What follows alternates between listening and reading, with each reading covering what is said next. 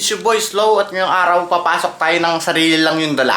Halawang bulsa, panyo at battery sa kanan, wallet. And di natin dadalhin yung bag ko. Kasi mid-year namin ngayon and ang ginagawa lang namin sa school, nagsusulat kami ng thesis and nagpapacheck sa advisor. Sa mga di nakakaalam, nag-aaral ako sa Cavite State University silang campus. And nag-iwan sila ng memo nun nung tag-init na pwede kayo magsuot ng civilian kahit anong oras nyo gusto kasi sobrang init. Yun ay ipinatupad noong second semester. So, ibig sabihin, pwede akong magsuot ng kahit ano. Pero kung mapapansin nyo, ako yung naka-uniform.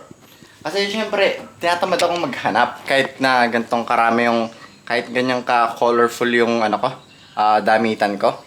Tinatamad akong maghanap ng isusuot. Kaya, nag-decide na lang ako na mag-uniform.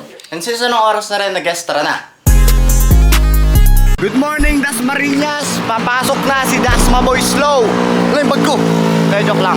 Some of you might ask, Slow, kung magagawa ka ng thesis, bakit wala ka man lang dalang kahit anong device? Wala ka man lang laptop or tablet? That's a very good question. Well, ang aking thesis partner kasi ay ang aking kumpadre. So, he got my back. May dala siyang laptop or kahit anong device. And I guess, makakapagsulat na tayo ng maayos sa school. Nakakaya, ngayon lang ako nag-vlog ng ganito sa harap ng maraming tao. Parang napakakapal naman ng mukha ko. Ito, pro tip para sa mga sumasakay papuntang Silang. Since galing akong Palapala, di ba? And sasakay ako papuntang Silang. Doon sa may Robinson. Sa Robinson usually sumasakay yung mga tao kapag sasakay sila papuntang Silang. Pero ako, dito ako sumasakay. Dito pa lang. Kasi may stoplight, di ba? Titigil dyan yung jeep. And pwede ako makasakay. So bago pa ako pumunta ng sakayan, bago pa makapunta ng sakayan yung jeep, nakasakay na ako sa hindi sakayan. Ayan, example, meron na akong sasakay na I guess. Ay, hindi pala, lupa. Pero yun nga, you get the point. Once na nakarating ka na dito, nakarating ka na sa sakayan premium. Ayan, sasakay ka sana yun. So, nakakain pa. Pero once na mag-grad dito, sakayan premium na yan. Pwede na ako makasakay. Ito, example, sabi ko sa inyo, makasakay yung grad ako, sasakay ng premium. And usually kasi sa harap ako sumasakay. So, sakay na.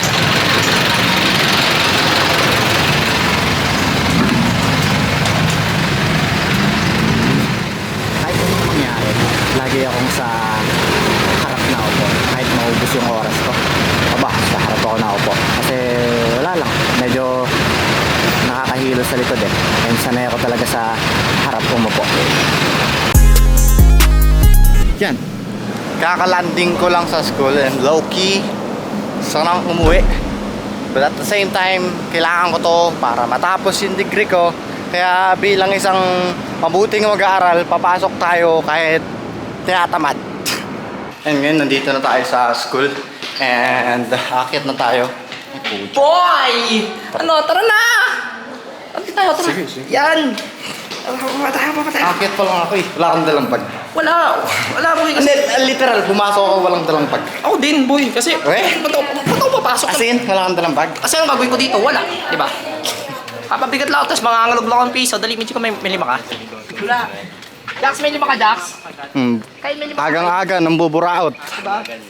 Patik yun man. Pwede ba kayong maano sa Data Privacy Act? Binibigyan nyo ba ako ng consent na masama kayo sa video ko? Boy, basta si Okay lang yan, may informed consent naman eh. No, pero nakangit. In one sentence, kamusta yung thesis mo? Ayan na. Ano yan boy? Nakakain No ba? yapping. Nakakain ba yun? Okay, I guess, hindi maganda. Ikaw, kamusta ang thesis? Yung anong sentence? Paano ba? Oo, yun na yun. Marami pa to. Wala akong marinig, ano yun? Yes, dumating na rin ang kumpadre ko. Uy. Ano meron yan? Wala. Nagpa-vlog ako ng walang dalang bag. Kasi nakita... Oo. Sinabi niya rin yun sa video. Kasi nakita mo pagpasok mo, wala kang dalang kahit ano, diba? Ang dilim. Anyway. Sa mga di nakakalam, ito kasing si Cedric, ang aking kumpadre. Siya yung mostly nagvi-video sa akin. So, magpasalamat kayo dito kasi yung mga magagandang videos dahil sa kanya. Yung karamihan doon sa mga umaabot ng 100,000 views, Siya nag-video nun eh. Tara, akyat. Pangin. And kanina, alam mo ba, kanina pa kita giniglaze dito sa camera. Ang dami kong sinasabing mabuti sa'yo kanina pa. Backstab, hindi backstab eh. Backglaze. Backglaze. Ngayon yung pinakamagandang part tungkol sa mid-year. Since kami-kami lang halos nandito. Napakamapayapa ito niya, wala masyadong tao. Wala kang tao eh. Yan o. Yan o. Literal, na walang tao. Yan o. Ah! Tara, pahangin tayo.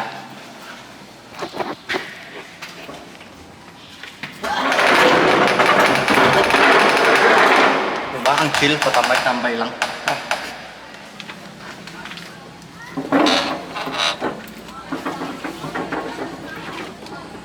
Yan, tsaka sa mga gantong pagkakataon, mas maganda syempre talaga kapag ano, tahimik. Tsaka di ba nakakapag-isip tayo ng ayos pagdating sa research. Alam nyo, pagdating sa research, 3 bagay lang naman kailangan niya eh. Una, matinong partner or kagrupo. Ano pa? Committed sa work nyo. Or sa thesis, gano'n. Yung pagkakaroon ng magandang understanding sa study nyo.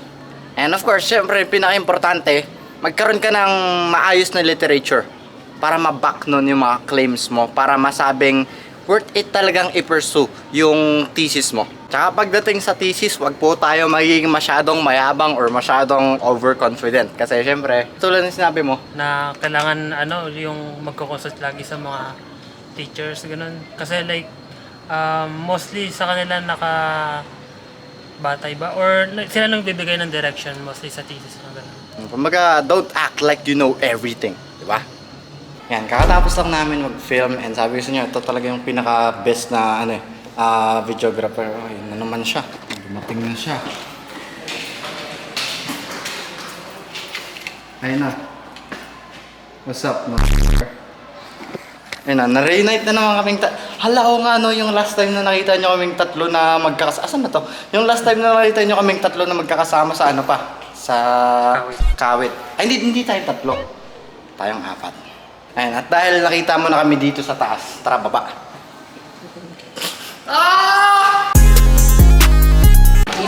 Ito lang din yung dahilan ba't kami napasok para mag-attendance. Kasi syempre, ang laking hatak din na ito sa grades. Kahit S lang yung grades. Ano ibig sabihin ng S? Superman!